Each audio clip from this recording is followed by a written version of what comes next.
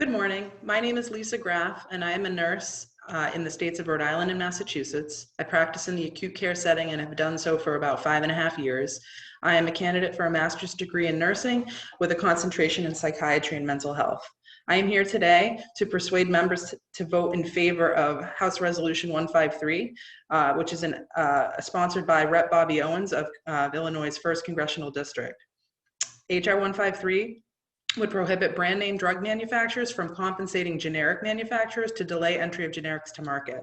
And this also applies to biologic manufacturers delaying generic alternatives to market as well. Prescription drug medications have become a problem in our country, and the costs associated with them have prevented patients from taking their medications as prescribed. Nearly 29% of patients in 2019 chose not to take their medications for cost reasons. This is just simply unacceptable. Not taking medications that are prescribed could eventually lead to health complications in the future.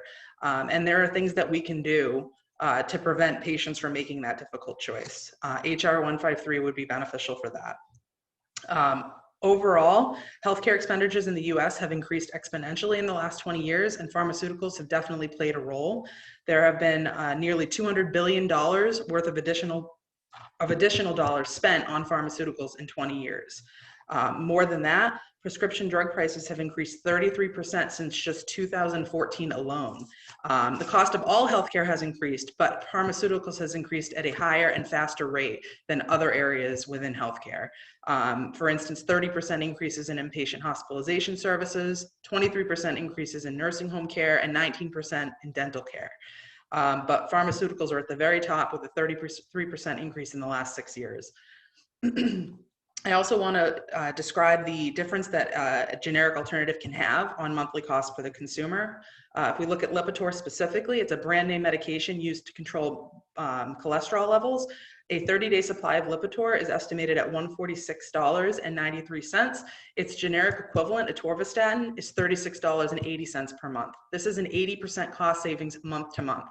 Those type of cost savings to the end consumer are huge and would increase the odds that patients would take their meds as prescribed and not have to make difficult choices. Americans on average pay twice as much for prescription medications than other developed nations. House Resolution 153 would be a great step in protecting the end consumer from both a financial perspective and also a health perspective. I hope my evidence today has persuaded members to vote in favor of it, and I thank you all for listening.